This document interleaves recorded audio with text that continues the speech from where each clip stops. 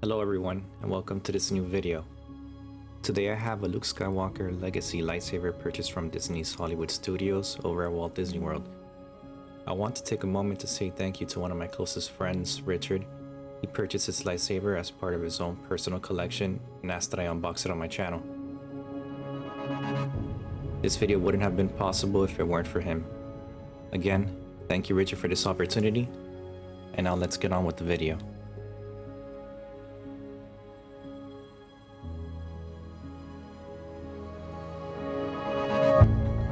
Now I have to say that I'm pretty jealous that this is not staying in my collection because this thing is very pretty. I knew this saber would look good, but in person it just surprised me. Having something like this that is part of a cinematic world that I enjoy, something authentic that you thought could only exist in movies or on display in an exhibition, something that's out of reach. It's a whole nother feeling. It's hard to describe, but it's like when you're a kid seeing all these things on TV or in the cinema. You think that would be so cool if you could have it in real life, and now you can.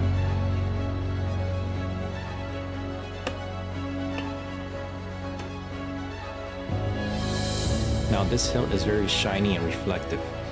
You're bound to get fingerprints all over it, so having something like a microfiber towel to clean the surface or wearing a pair of gloves would not be a bad idea.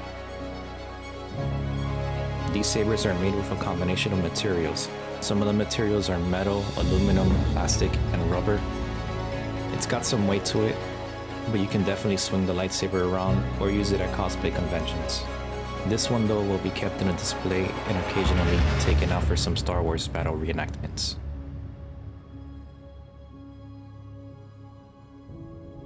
There's a speaker hidden behind the grille at the bottom of the hilt with some Disney and Lucasfilm branding, as well as serial numbers and where it's manufactured.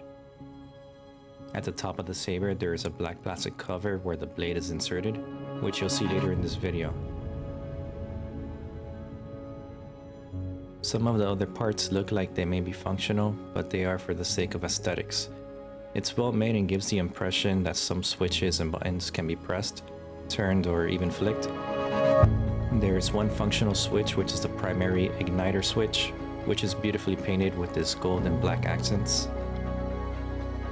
Also, there are various stickers throughout the hilt which contain information such as the location of the batteries, compliance, and warning labels.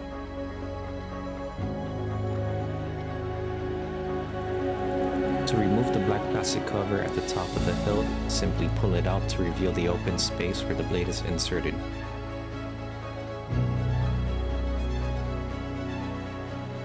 You'll see the blade's connection points as well as two grooves on the sides that indicate the orientation in which the blade is inserted. One small and one that is a little bigger. There are different blade sizes, but for this particular video, I'm going to be showing you the 36-inch lightsaber blade.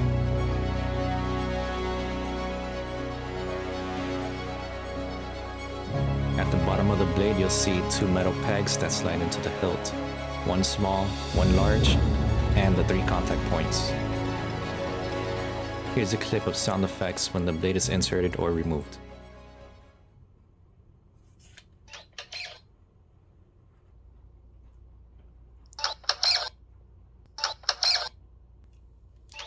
Once the blade is seated inside the hilt, lock it in place by twisting the blade in one direction. Now for the fun part.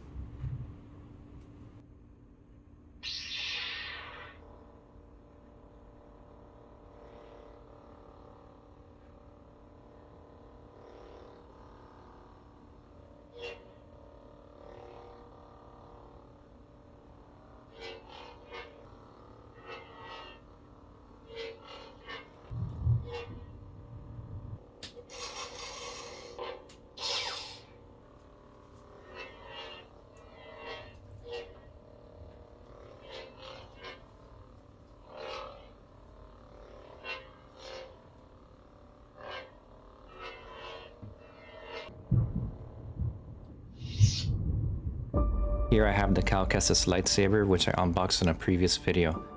A link for that video is in the description. When I made that video, I did not have a blade in hand to test it out, so now is the perfect opportunity to show you this saber in action. Here is a side-by-side comparison. As you can see, Cal Kestis' lightsaber is massive compared to Luke's. It's also significantly heavier. The process for inserting the blade is basically the same. In the following clips, I've included the audio so you can hear the saber in action.